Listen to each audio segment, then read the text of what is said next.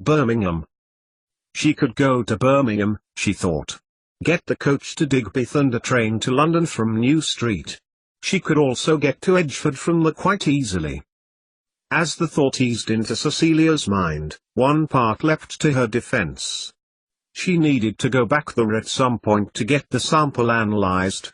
It wasn't just that she was starting to miss home since she had been traveling in her own world now. Cecilia glanced at her watch, and then across the street to the group of phone boxes 100 yards away. 20 to 4. Too late to call Nick, now. Though he was an early riser, he would probably be concerned about the hour from her point of view. Far better when she got to London when she had the DNA sample. But she could go home. No. Don't run away. Run forward. The gloves are off. The die is cast. Let's get another coffee then, she told herself resignedly, wait it out until. She took a few more steps, considering the almost 2-hour wait ahead of her, and walked to the cafe again. As she stood outside, the words on the road sign became clearer in the darkness, and the main roads and motorway were clearly marked. These were the roads that, if she had a car, she would use to get to London, which was a mere 3 hours away in her car. And she carried on walking. I can't wait here. Otherwise I'll end up catching the Birmingham train and then I'll never get to London. Continuing to walk past the cafe, Cecilia made her way right determinedly, following the sign that led towards the motorway. 88,888,888. In the darkness, Professor Severus Snape added another crushed belladonna leaf to a bubbling, smoking cauldron brew. A slight odor of ammonia lingered around him as he stepped back, allowing the leaf to infuse. His study was being conducted, not in the Mole Studies or Potions classrooms, or indeed anywhere in the vicinity of the regular teaching classrooms, but tucked far away in Slytherin House dungeons, and the darkness within seemed thick and dense. Broken glass lay around him as Snape stared at the potion intensely, as if daring it not to turn into the potion he needed, and, as green foam oozed across the surface of the liquid, danger replaced the feeling of anticipated success. Snape curled his lip as he stared into the cauldron. 3 failed batches tonight. And now. This one. At last. The door opened suddenly and Snape blinked at the light that had been let in. Malfoy. I had trouble getting away from the Weasley maggots. I think they are trying to get me in detention again. He looked curiously at his housemaster, bent in an unflattering position over the potion. I think it was they who were involved with delaying me before when the Squib woman got the book back. He stopped as Snape gave him a disdainful look. Don't try to wriggle out of this. You have failed, Draco. Walking past Draco Malfoy, he threw the door that the boy had opened shut behind him. And now you wish me to do that also? No, began Draco. I didn't fail. Snape threw the empty vial of cockroach essence against an unseen wall and it splintered noisily into tiny pieces. He glowered at Draco, pacing round back towards the now bubbling potion. Even now our allies, your father amongst them, risk life and limb to capture her. His voice was a low growl, like a tiger, threatening and dull. The book. You had it under your hand and then you allowed a mole to outwit you. A mole? Draco questioned. Snape turned quickly and stood so close to the boy that Draco drew in his breath sharply. Squib. Mole. She has no magical powers. And you allowed someone so low to outwit you. He could feel Snape's breath in his hair as the wizard spoke and fought the urge to run out of the room in disgust. Instead, he hung his head. My father won't speak to me, he mumbled. He returns my letters, refuses to take my flu. Your father feels you to be a disgrace. He feels shamed that your inaction was ignoble. Snape stepped back and looked away from Draco towards the potion that was simmering promisingly. Of the two, it was the latter of which he was most satisfied at present. They will be able to catch Frobisher, won't they? Draco took a step towards the potion, looking at it interestedly. Father said she would be taken care of. Snape darted a look at Draco sharply before looking back at the potion. Marvelous, isn't it? Exactly to specification and untraceable. He took a long implement similar to a ladle and stirred the potion gently before scooping up an aliquot and holding it up. And I will be undertaking what is necessary with respect to Mrs. Frobisher. Snapping his fingers, a clear glass vial appeared in his hand and he poured it into glowing potion. But Father said, began Draco, looking at the potion carefully. You told us not to go near her again. He continued, changing tack. That what was in store was worth waiting for. That it would help me win back my father's respect. It would have, had she not disappeared. And now? Draco looked at the remainder of the potion in the cauldron, bending over it as Snape had done a few moments ago, before recoiling at the acrid aroma emanating from it. She is being pursued. Clicking his fingers again. Another vial. Snape pushed Draco out of the way and ladled in another portion, spilling a couple of drops onto the stone floor, causing the granite to erode where they fell. And they will, kill her? Draco asked hopefully. They will extract what is needed from her. And then they will kill her. Snape looked at Draco Malfoy, his eyes narrowing in contempt. Then what is left will be mine. 88,888,888. The man who had stopped for her at the junction of the 821 and the M1 motorway had seemed a bit on edge, and when Cecilia climbed into the cab of the articulated lorry and he explained in a thick Yorkshire accent that he picked up few hitchhikers, and even fewer who were female. It had still been dark when the lorry had pulled over. Cecilia recalled as she relaxed into the sprung nylon seat, glancing in the early dawn light at the pictures the driver had all over his cab, presumably of family and looking to be of various places they had visited together. So, where you're going to, love? He asked, as he indicated right onto the deserted motorway. Gary, he said, glancing at her as he reached down to change gear. Sissy, replied Cecilia, trying to stifle a yawn. I can pay you for the lift, she continued, looking out of the window as the rows of managed hedges that lined the grass verges whipped past. Wouldn't hear it, said Gary, glancing into the rear-view mirror. What's a lass doing out by the motorway this time of night? Trains, she replied, entwinning her fingers into a ball. Don't know what's wrong with them. Oh? Said Gary. Where you going? London. She smiled at the driver, a middle-aged man in a tartan shirt, balding at the front, and he leaned down to change gear again. London, he repeated, looking at his right-hand mirror and indicating right again. There's been a power cut on the East Coast Line. The trains at night have been cancelled. Got rail track men out there trying to fix it for nigh on a week. Where've you been as you've not heard about it? He looked across at Cecilia before turning the steering wheel of the lorry and maneuvering it to the center lane and looking out of the windscreen again.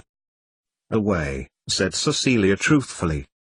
Well, said Gary, accelerating past a Rover estate car which appeared to be doing around 40 in the left-hand lane. Relax a bit, love. It'll be about 5 hours till we get to the M25. As the lorry, containing goods destined for the continent, made its way steadily but swiftly down the main arterial highway to the capital, its sedative motion caused Cecilia to relax. Gary, who clearly didn't have company very often, talked to her intermittently. At first she replied, engaging him in conversation, but as the journey progressed Cecilia began to stare out of the window, missing what he was saying. He didn't seem to mind, however. And as Gary discussed the contemporary news issues of the day, her mind drifted to silent contemplation and reflection, and not just of her work, but about her life and other philosophical issues. Well, my mate Mick reckons if it gets to 70p a litre we'll be protesting again. She was going to London. To find Godric's Hollow. The home where Harry Potter's parents were murdered by Voldemort 16 years ago. Mansfield, 7 miles away. Cecilia glanced at the clock, set up on the dashboard. 5:45. So they'd be in London by around 11. Nodding at Gary, she looked back out of the window. Green Lane. That had to be on a map. On an underground map. So if she could get to a station, she could find out where it is. And then navigate the London tube system to get there. It can't be that simple, stupid. But no one knows where you are. We are way to be careful, you know. We don't want to disrupt other folk. Well, we do. It's bread and butter, like. He reached down and changed gear to 5th. And the Prime Minister's out next time. He's got some good ideas, but the party's full of rot. Gary reached down and into a packet of Glacier mints. Help yourself, he added. Course. What we need is a breath of fresh air. And he's the one to do it. Charismatic young man. Cecilia nodded in Gary's direction again. I suppose we've been away you never heard his speech. She shook her head. Education, education, education. It can't be that simple. Cecilia exhaled slowly. She'd read about the political situation in the books, but now, sitting here with someone whose whole life was tied up with the decisions that were made by the government, it was a different situation. It was relevant. Gary glanced at Cecilia, who had turned to the window again before turning up the radio slightly and lapsing into silence. Perhaps she should have waited in Sheffield, the turning for Mansfield. Perhaps it was stupid to hitchhike. No one knows where you are. Cecilia sighed, watching a piece of loose gaffer tape flap by the passenger side mirror as she contemplated the journey ahead. It wasn't as bad as it could have been, however. At least she was alive. Nottingham. 36 miles. Considering her near misses over the last few months, hitchhiking seemed positively sane. For the first time since Christmas Day she felt safe. She was in her world now and there wasn't a blessed wizard in sight. Her world. Cecilia closed her eyes and within seconds she was asleep, the worries of her mind transforming themselves into lucid dreams as the weak winter sun broke onto the horizon and irradiated her face. 88,888,888.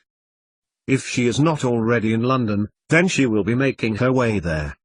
Dumbledore got to his feet and placed the 8 letters he had in his hand down on the table. Each was addressed to him, and each from a different member of the Order of the Phoenix. You are certain of this, then? She had been seen? Minerva McGonagall walked hastily from her position near the door of Dumbledore's office, approaching his desk.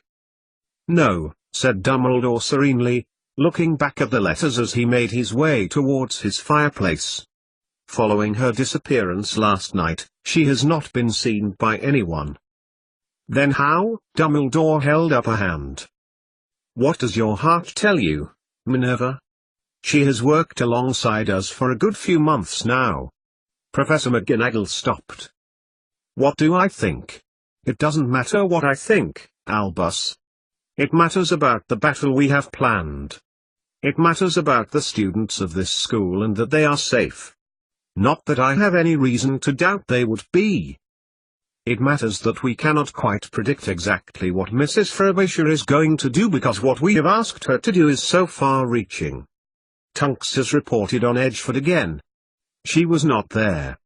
She spoke steadily and evenly now and Dumbledore nodded. Then we should be grateful that we still have her. Dumbledore turned from the fireplace to look at Professor McGonagall. I do not know for certain that she heads for Godric's Hollow. However, for Harry's sake and indeed for the sake of our relations with Muggles, we must work on the premise that she has. We must trust her. Professor McGonagall did not reply immediately. Her mind was focused on the inflammable letters which she held in her hand. Whose contents, though were not Howlers, were grave. Should she succeed Albus, then quite a large number of the Order have said that they wish her to be expelled from the Order. Minerva held out a sheet of parchment in Dumbledore's direction. He nodded. I expected as much. However, much sooner than this. He took the parchment from her hand, raising his bushy right eyebrow as he scanned down it, nodding as he went. It joins the others, he continued, folding the parchment in two as he walked towards his desk. There are others? Did you ever doubt that deep down many would disapprove of Mrs. Frobisher's science?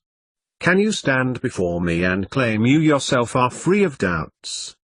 McGonagall watched Dumbledore place the parchment on the others that lay on the leather-covered area of his desk. Well, she stopped. All I need to know is that you still trust in my judgment, Minerva. He followed her glance from the letters and Minerva looked at him. Of course, she replied, nodding slowly. Leave this with me and I will deal with it. Thank you, Albus. Minerva McGonagall nodded again, then turned, walking towards the door. Putting her hand on the handle, she paused for a briefly before sweeping her tartan-lined flying robe over her shoulder and opening the door. Dumbledore picked up the list from his desk again and looked at the names that were written thereon. Then he replaced it, walking towards the fireplace and reaching into a small pot that resided adjacent for some green powder. A few moments later green flames crackled in the hearth. Mrs. Weasley, would it be possible to speak to Arthur for a few moments? If he's not left for work, that is? 88,888,888. Two girls were sitting by a lake. They were chatting and laughing. The sun beat down and filled the scene with glorious rays. The grass was green. The cloudless sky blue. The girls were laughing harder now. Looking through a magazine and pointing at it periodically. One of the girls turned onto her stomach, glancing down at her nails. They changed color as she blinked at them. Blue. Pink. Burgundy. The other girl turned too, looking up mischievously over her sunglasses. And then down at her friend's nails, nodding approving at the lilac, before blinking her own eyes at them. Now both girls were laughing at the 2-inch-long scarlet talons. Now another two girls. This time sitting in a bedroom as sunlight beamed through a window onto an open book. Laughing and giggling, pointing at the pages. Aged 12. Hugging each other and looking at a piece of paper. Exam results. Giggling about sneaking out of the house when they should be in bed. One girl. Sitting on her own. In the darkness. Holding a letter. Sorry. Goodbye. The motion of the lorry lulled Cecilia into consciousness and the flapping tape came into view. And past that, the A sign. Hatfield. Cecilia blinked in the morning sunlight and turned to look at the clock on the dashboard. 10:30. The driver of the lorry looked at her and she realized she had spoken the name of the road sign aloud. Where in London, love? Gary leaned over to change down gear as they approached heavy traffic in front of them. Cecilia looked at the tail lights that lit up the morning, and further on, shifting in the passenger seat of the lorry. The next service station's fine, said Cecilia, shuffling to untighten a few muscles in her back. Are you sure I can't give you any money for the petrol? No, love. It's not me as paying the fuel, like. Gary smiled at her quickly before looking back at the traffic. And I'm not leaving no woman stranded at no service station. Where in London you going? Cecilia glanced at him, and swallowed. Not sure. It's near a tube line. Cecilia looked at the driver again. Green Lane. Have you heard of it? No, he replied. But there's a map back there, where your bags are. At the back there's one of the underground. An hour and a half later and Cecilia got out of the articulated lorry onto a conifer-lined street, thanking Gary the driver profusely. They had driven from the motorway southwest of the city and Cecilia had to hold her tongue from checking every 5 minutes that he was happy to do it. The street was quite busy. It was near some shops, and further still, a football stadium, and he had told Cecilia that it would soon be rubble. Cecilia had been horrified, and Gary had laughed, commenting that she really must have been away for several months if she didn't know Wembley Stadium was going to be rebuilt. Then Cecilia crossed the road and walked towards the shops, glancing behind her as she hoisted both of her bags onto her shoulder as the huge lorry rumbled off into the distance before she sank down onto the bench. Now she was here. What next? Across the road was a newsagent cum supermarket with a cash point next to it. To her left the street widened and the greenery danced where Wembley Stadium was, just behind it. To her right the traffic-lighted crossroads where old ladies, mums with prams and a couple of teenagers were walking across the Pelican crossings. A bit further down a pair of phone boxes, a post box and bus shelter. And further still some more shops. Now to find Green Lane, and the house next to it. The ruined house. And speed up the potion-making process. Cecilia got to her feet and looked in the opposite direction of the stadium. Here we go.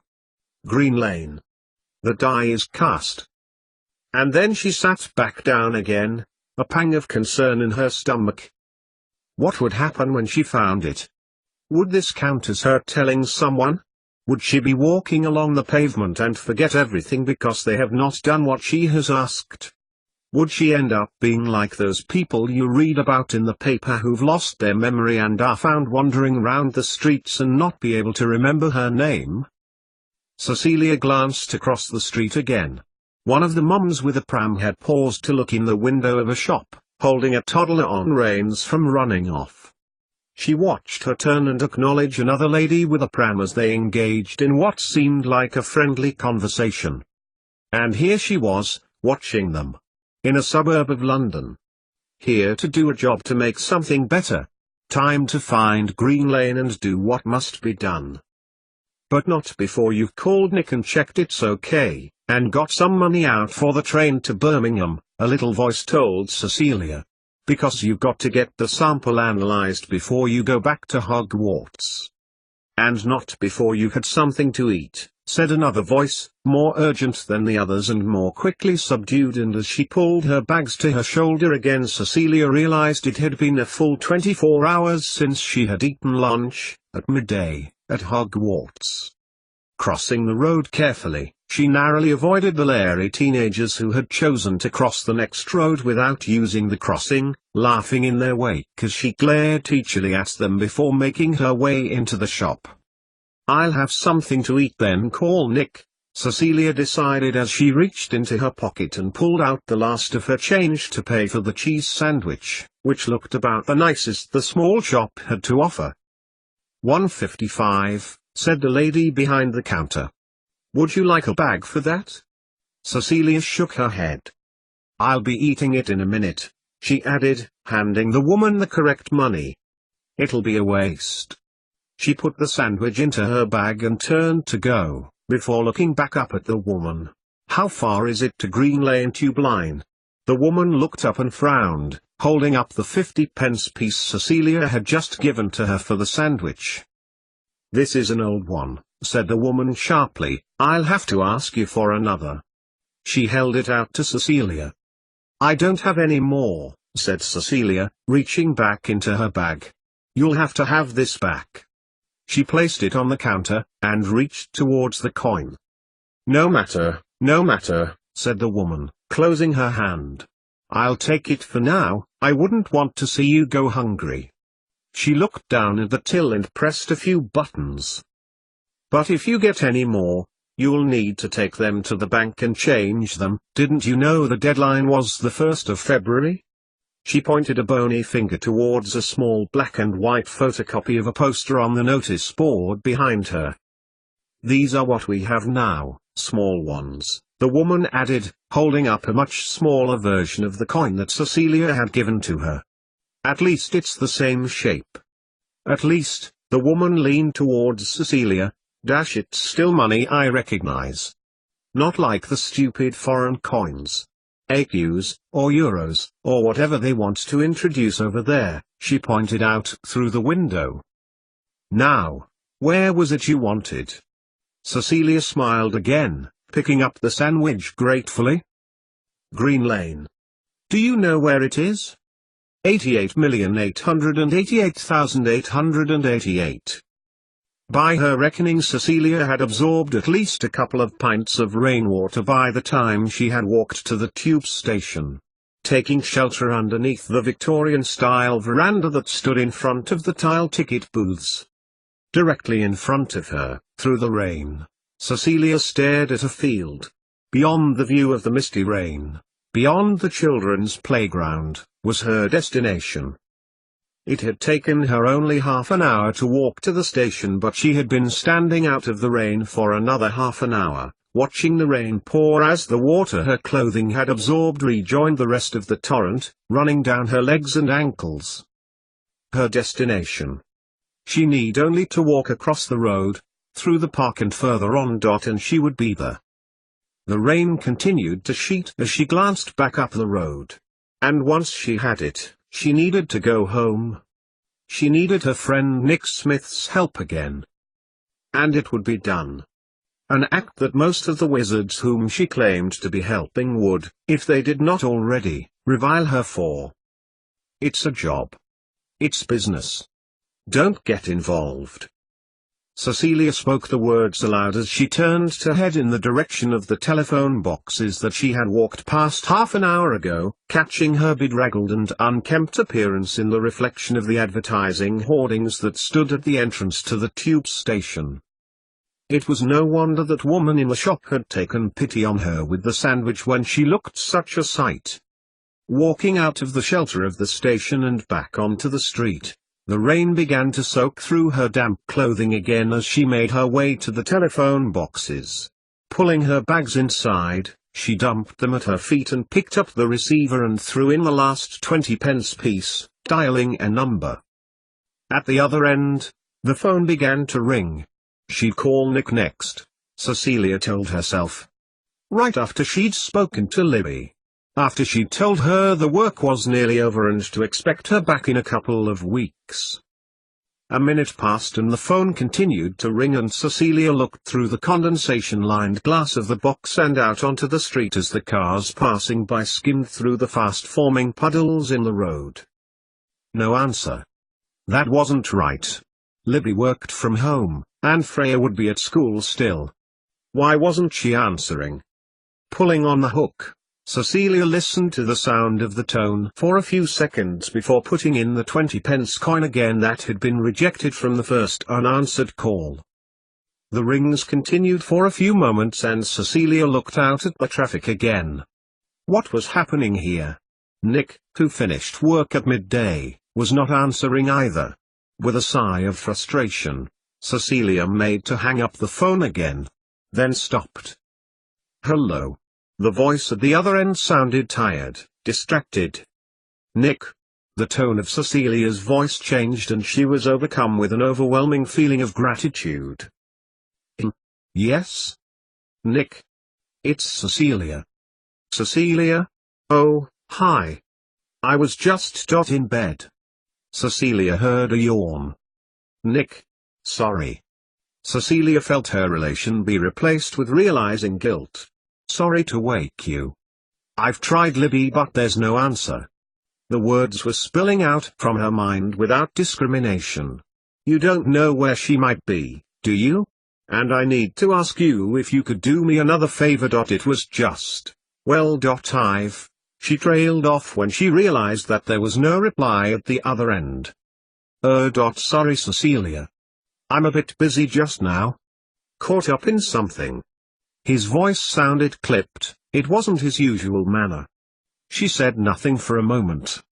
Oh. She swallowed. Another time then? Yes, he said. Bye.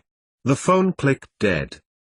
Looking at the receiver again, Cecilia replaced it on the hook, staring at the plastic bar that displayed the number of the phone. Then she pushed on the door and stepped out onto the pavement, pulling up her now weighty bags onto her shoulder again and made her way back to the station. The rain was beginning to clear as she stood under the veranda again and Cecilia looked across to the park again. Well, it's understandable if he's come off shift, she reassured herself. Think of what you were like. And Libby can't help it if she had to go out. The dark looked full of rain again, and Cecilia watched a pair of toddlers on a seesaw demonstrating the law of moments to perfection, supervised by a tall woman in a black and white coat, smiling at them in turn. Thoughts began to crowd in her mind again as she looked past them and in the direction of her destination, the way apparent now since the misty rain had cleared. Cecilia turned right and walked briskly over the zebra crossing and opened the gate that led into the park. "Thank you," said a woman, holding the hand of a young child as Cecilia pushed it open for her. Cecilia nodded, fighting to clear her mind as she proceeded along the sandy-colored gravel path. "You're here to do a job. Nothing more. Forget everything from the memory. Is memory. It's a job." She smiled at the woman with the children on the seesaw. A task. Past the playground she walked, over the damp grass that re-drenched her shoes.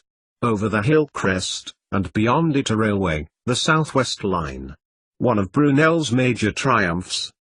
And on Cecilia walked. And in her view appeared the ruin of a house. Godric's Hollow. She stopped. It was not how Cecilia expected the house to be. In the memory it had been surrounded by other houses, and seemed to be in a group of other houses. Now the ruin, fenced off with barbed wire and hung with keep out and danger signs, seemed forbidding, almost forgotten, as if the trees surrounding it were slowly consuming it. A breeze whipped past Cecilia as she looked at the house, and she realized that a train was speeding along the railway line. Glancing in its direction as it lulled her out of her trance, and drips of another impending rainstorm landed on her head and face. And the rain began to drop intermittently as Cecilia dumped her bags by the first danger sign, climbing round a broken tree, dropping into the ruins of the building. If she could locate where the front door would have been 16 years ago, she would have more of a chance of finding a sample of Lily Potter. Blood. Hair. Skin.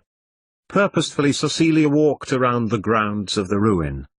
There wasn't much left there now, compared to what she remembered seeing.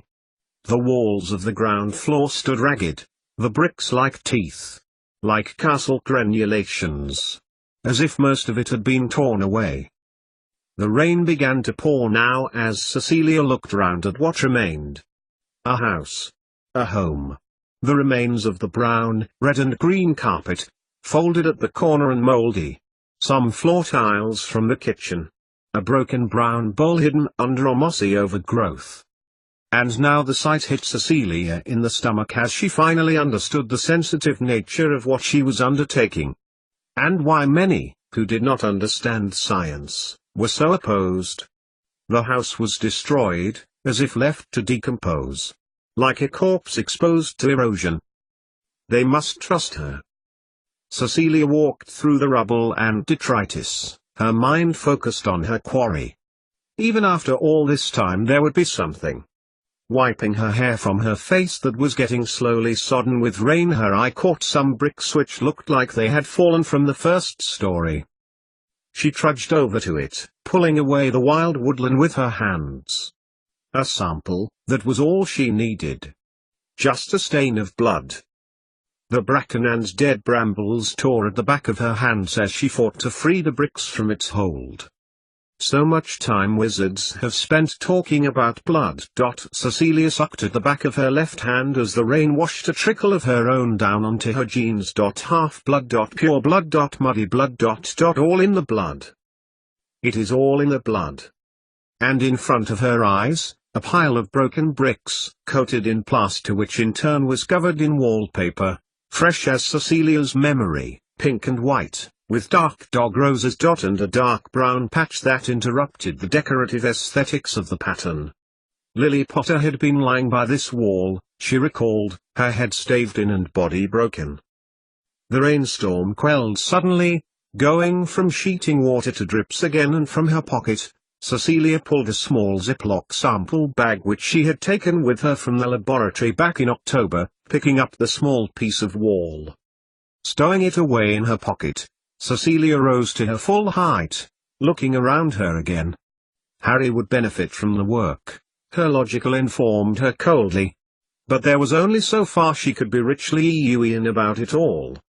The boy had stood in front of her night after night, telling her hard, difficult and painful truths. Telling her everything he knew. She bent back down and emptied the piece of brick back near where she had found it. It had humbled her to tears a few months ago. There was another way. Cecilia pushed the empty bag back into her jeans and turned, looking through the ruined wall at the near side of the house, through to the crest of the hill that she had walked over, further still to the terraced buildings that lined the street near the tube station. And now the rain began to drip from the trees above her as Cecilia slowly picked her way back through the rubble and debris, trying not to catch her feet on the uneven remains before sinking to a sitting position in the place where she had calculated the kitchen to be. As the rain began to fall heavily, Cecilia became saturated in it. Would they believe her again if she were to return to Hogwarts, telling them that she hadn't taken a sample, but to trust her? And then she would be working with Snape again, working harder than she had done before, in order to do what she needed to do. Cecilia felt her heart pound at the thought, and she refused to dwell on it. Was she even brave enough to do it? For she would be doing it alone. And if she wasn't if she went home. What then? There had been so many changes in the past month alone. Her home. Her world. It was so alien to her. Even her friends were strangers. It was only when the rain began to taste salty that she realized it was her own tears, and she picked up a piece of broken plate from the derelict kitchen, holding it so tightly to her hand that felt the sharp edge cut in. And felt a hand on her shoulder as the rain stopped suddenly. "Get up, Mrs. Frobisher, and come with me. You'll catch your death if you sit there much longer." 88,888,888. There. That's much better. Arthur Weasley handed her a towel with which to wipe her face, putting her soaking bags out of the rain. "And it'd be better still if you came inside."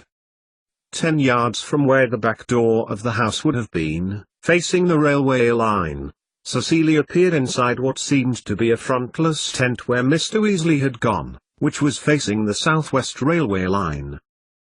"Good afternoon," said Kingsley Shacklebolt, looking up from the book he was reading and smiling in her direction, then at Mr. Weasley, who had sat in the chair next to him. Cecilia said nothing. Quite apart from the fact that these were two people she least expected to see, what was more astonishing was the fact they were sitting in a tent on camping chairs wearing deerstalker hats and anoraks outside the wreckage of Godric's Hollow. "Is that all you need?" Mr. Weasley nodded in the direction of the broken brown porcelain that Cecilia still had in her hand. She nodded dumbly. "Can't see what all the fuss was about." He looked at Cecilia, shaking his head in disbelief. "Are you all right yourself? You gave us all a mighty shock, running away," he added. Cecilia felt shame fill her stomach. "I'm fine," said Cecilia, "relatively speaking," she added to herself silently. "Mr. Weasley, why are you here?" She glanced out of the tent. "And why is the rain doing that?" The rain seemed to be curving around them, soaking the grassy yard in front of them, yet by her feet it was bone dry. "A simple umbrella charm," said Mr. Weasley, getting to his feet and stepping towards her. He stuck his hand through the interface. "Wet out there, but nice and dry in here." "And imperturbable," added Kingsley, waving frantically to a man who was walking his dog down the small footpath that led back to the park and children's play area. He grinned at Arthur as the man walked past, ignoring Shacklebolt's exaggerated gestures. "Mr. Weasley," Cecilia turned to him, preparing to ask him a direct question. "How did you know I was here?"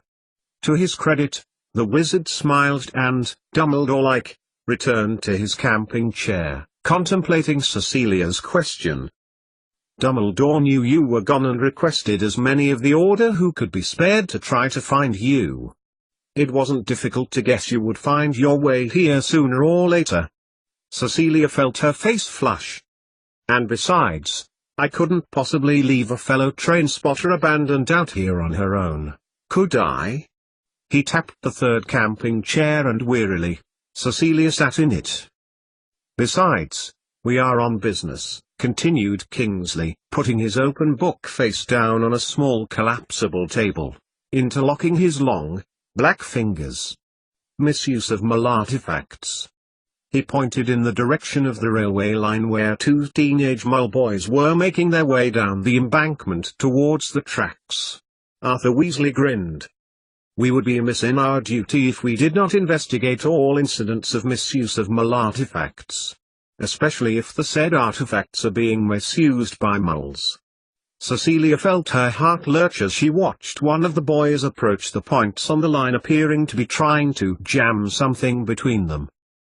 Have you seen any good trains today? She asked conversationally, trying to prevent the welling tears from leaking down her face again. I heard an express go past a while ago. No, not much, said Kingsley slowly, looking from Cecilia to the two boys. A few long distance, the one half an hour ago. But all far too late. 50 years too late, added Mr. Weasley. I remember my father bringing me here to watch the steams. He shook his head sadly. Shame old Beeching got rid of them all. Cecilia sunk back in her chair. Wizard train spotters, she thought, shaking her head. Terrible, she added, holding on to her composure for dear life. Why were they here? Train spotting. Indeed, said Kingsley, turning back to Cecilia. Dreadful. Now, would you like some tea? Before Cecilia had a chance to answer, Mr. Weasley had handed her a cup. No milk, he said, glancing at Kingsley. See, I remembered, he added proudly. Cecilia nodded. So you were waiting for me to arrive. Cecilia stated the situation as she saw it. The wizards looked at one another, nodding in synchronicity. To stop me. To take me home. To take me back to Hogwarts. Mr. Weasley moved his chair closer to Cecilia, bending his head low and whispering to her. We have something for you. He glanced back up at Kingsley. But before or rather Kingsley goes into that. Mr. Weasley's voice became lower still. We just wanted to know how you managed to find your way here all by yourself. The public transport system was well covered, continued Kingsley. I should know, I organized it. But you seem to have evaded it, he added, annoyed. Cecilia exhaled, pulling the towel Mr. Weasley had given to her to dry off with between her hands before reaching for her tea. Both wizards looked at her expectantly. I hitchhiked, she said eventually, looking between them both. Mr. Weasley and Shacklebolt looked at each other in confusion. Hitchhiked, repeated Mr. Weasley. What mode of transport is that? Cecilia looked at him in amazement. Hitchhiked, she repeated. Hitch to lift. He shook his head and smiled, perplexed. I stood by the side of the road, said Cecilia patiently, and stuck my thumb out. It's a signal to drivers that you want to lift somewhere. Sometimes they drive past, she added, recalling the red Ford Escort that had raced past her just outside Sheffield full of 20-something boys after a night out, but sometimes they stop. Well, I always told Dumbledore that Mulls are resourceful, said Mr. Weasley, continuing to smile. That is indeed an excellent means of transport. If a little dangerous, added Kingsley, looking out of the tent at the two boys on the embankment who had retreated further up near the fence that enclosed the housing estate opposite. The whistle of a train indicated its imminent passing and, as it came into view, Mr. Weasley got to his feet and pulled out his wand, shooting a bolt of orange light towards the object blocking the points. The object flew into the air, landing at the feet of the boy who put it there as the train whizzed by unhindered.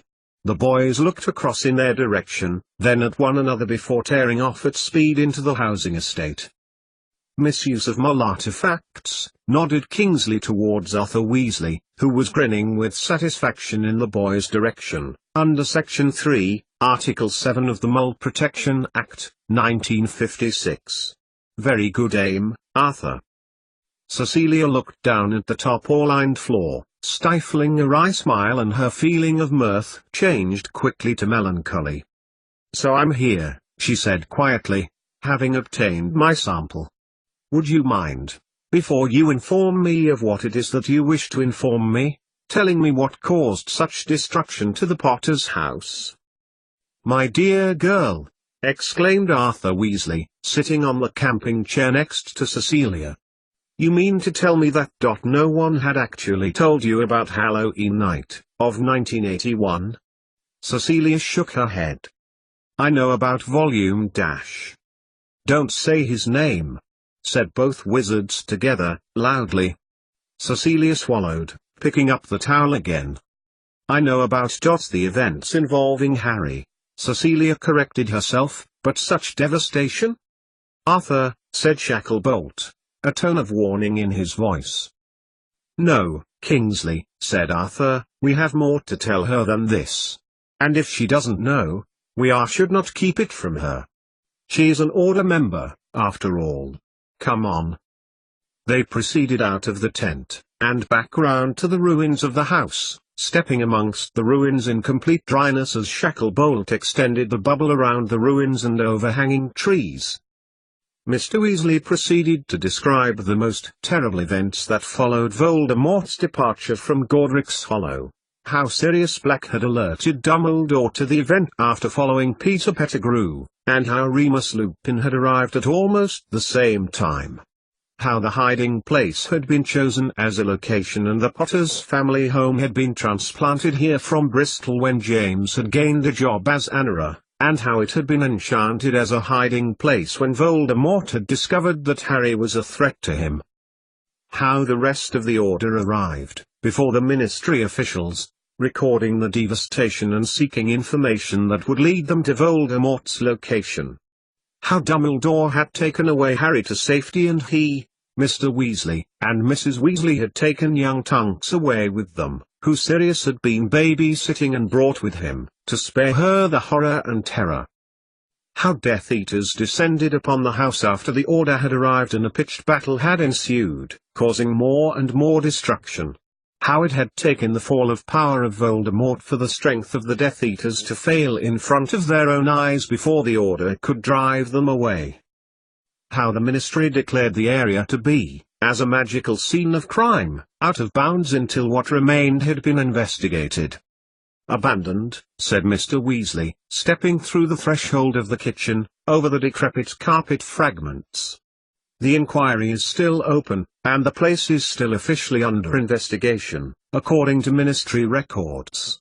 Kingsley's department," he added, winking at Shacklebolt. "Indeed," confirmed the huge wizard, glancing critically amongst the ruins. "And you have what you need," he added. Cecilia nodded, tapping her jeans pocket. "And you have your reasons," continued Arthur, leading them back to the tent. "Not all of us believe you to be what you were so spitefully declared. This is our main motivation for pursuing our work out of doors this afternoon," he added, winking at Shacklebolt, before casting his wand over Cecilia's tea, making it steam again. Sitting down, Arthur gestured towards the camping chair that Cecilia had sat on earlier, and he looked across to Shacklebolt, who had taken the third. "Mrs. Frobisher," Kingsley began, turning towards Cecilia, his voice gravelly and official sounding. "Do you recall writing this?" He held out a sheet of paper which contained what seemed to be Cecilia's handwriting. In connection with these? He held out some more papers. Cecilia scrutinized both. "Pompops Pomfrey's notes," she exclaimed, looking back at Shacklebolt. "And my request to Snobbits. But," she stopped, looking at the letter in her writing, "I wrote these ages ago. I totally forgot about them." Arthur Weasley put his hand on her arm.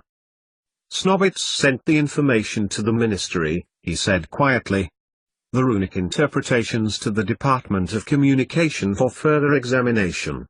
He inhaled, taking his hand off Cecilia's arm and taking off his deerstalker hat. "The department," he said slowly, "that is managed by my son Percy." Mr. Weasley's voice trailed off and Cecilia looked down at his knuckles, which were turning white as he gripped his hat ferociously. Who, I'm ashamed to say, attempted to ensure it was permanently lost. Not so permanent, I hasten to add, said Kingsley, and Cecilia turned from Mr. Weasley's ever-reddening face to Kingsley's solemn expression. The information requested by Snobbits appeared to have fallen down the back of a filing cabinet. Sturgis Podmore managed to get hold of them as the old parchments were being cleared out in a spring clean. Cecilia looked down at them again. A pity no one got round to interpreting them, Cecilia said quietly, looking at the strange characters that adorned the aged parchments. They didn't. From his robe, Kingsley Shacklebolt pulled out another sheet of paper, folded into four and handed it to her. Then I have the sad duty to inform Podmore that the 3 weeks he has spent going through all of these have been utterly wasted. Cecilia looked at him, feeling her mouth fall open. Of course. He said as much at Christmas.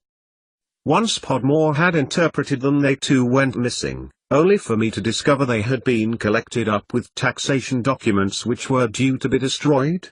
I endeavored to get them to you as soon as I could, but Dumbledore informed me you were gone. Cecilia's heart began to race and she could feel herself smiling. She looked down at the paper and began to open it. Mr. Weasley put his hand on hers. Cecilia looked at him. There's more, he continued, looking urgent. And before you are informed of it, I feel it is important to say that knowing this information is not very good for the health. No one should be know that you know this. Even the Order don't know we're here. Cecilia nodded. I understand, Mr. Weasley. I'll take the risk. She saw him hesitate. All right, he replied, taking his hand off hers. Kingsley, perhaps you could take over from here? Cecilia looked from Mr. Weasley to Shacklebolt, leaning back in the camping chair in anticipation. The information Podmore found out concerns the information you shared at the Order meeting, he began, sitting forward on the chair. You told us of Raymond Lully, and mentioned the word reciprocator. Cecilia found herself nodding. In the paper you hold, Pompops Pomfrey tells of his involvement with his work, in the hospital with Muggles. It was in his capacity as a reciprocator that he undertook the work through Raymond Lully. And over the course of the next hour, Kingsley Shacklebolt took Cecilia through the information revealed in Pompops's notes, about Lully's recruitment of an Oswald T. Avery, a Death Eater, how Lully positioned him favorably with Watson and Crick in order to develop the research into DNA, how Avery's treachery led to Lully's assassination, how Lully worked with Muggle scientists in the same way that reciprocators had done right back to the first. How Joseph Black, indeed related to Sirius, how reciprocators began as pure-blood wizards in a quest for communication and mutual advancement. How he worked with Watt. But Joseph Black hated Muggles, said Cecilia quietly. Yes, he made some scientific discoveries, but he also put through anti-Muggle legislation. Shacklebolt nodded in agreement. Black and Watt went their separate ways. Reciprocators and Muggle scientists had, until then, worked with each other to mutual advantage. But Black thought Watt was power-hungry, and when he realized the potential of the industrial power Watt was proposing, for industry and the economy of Britain at the time, he felt threatened. Cecilia nodded slowly, thinking of the communication and industrial advancements of the time. Things were changing rapidly indeed. And for someone who was not directly affected, it could look very dangerous. He spoke to others of his family, who warned him that what would cause Muggles to become more powerful than wizards through science and technology. The breaking point came when his daughter Honoria sought his permission to marry a Muggle. But Cecilia looked down at the notes in her hand. This information most of it is contained therein. Yes, said Shacklebolt. Or at least alluded to. The letters were passed down Pompops's family and kept safe, if unreadable. Reciprocators were, and still are, against the law. But we know more about Joseph Black now, said Mr. Weasley, getting to his feet. You are aware of the Black family motto, are you not? Cecilia thought back to the family tree tapestry that was on the wall of the living room at Grimmauld Place. Tortuous per? Forever pure? Mr. Weasley nodded. This has been their motto for nearly 1,000 years. In the past, being a pure-blood wizard didn't hold the connotations it does now. However, for a time, in response to his growing resentment to all Mole people, Joseph Black changed the motto, which was taken up by his granddaughter. Cecilia jumped to her feet, holding the papers and letters in her hand tighter. Quirin Potentia. In blood is power. At once, the stubby threads of trails she had pursued for months before Christmas sprang to life like the ends of optical fibers as the dormant information knitted perfectly with the new threads donated carefully and clearly by the two wizards. So reviled was Black by what he saw as treachery by what, of Black's perception of Watt's steam engine as a means of moles gaining more power through technology, he broke from the reciprocators and through the Wizengamot declared them illegal. Kingsley turned to address Cecilia. His daughter eventually married a pure-blood wizard from France by the name of Malfoy, shouted Cecilia in realization, looking at Kingsley. He nodded slowly. Malthus Malfoy, clarified Mr. Weasley. They took it as their family motto, to honor their father's newfound view of moles. However, the motto was chosen to read power upon bloodshed, that by killing moles, wizard power would grow stronger. It made sense. Cecilia clutched the papers tighter. You know, said Mr. Weasley, getting to his feet, if you hadn't given Ron that book, and he hadn't been as keen in mole scientists as he is, and he hadn't spent the whole of Christmas trying to talk to everyone he could about James Watt, then we wouldn't have caught on. Suddenly, he patted Cecilia on the back, grinning at Kingsley. So actually, in a roundabout way, Mrs. Frobisher, you solved the mystery after all, said Shacklebolt. Cecilia stared out of the front of the tent, through the sheet of rain that was pouring round them, and began to walk through it, the rain soaking her through as she watched another train, this time freight, whiz past on the track below. She could feel the tears coming thick and fast as the burden of responsibility began to sink into her mind. It made sense. Absolute sense. It explained such a lot. Another train went by, as the rain teemed round her. And it didn't matter anymore. It affected her work in the past, certainly,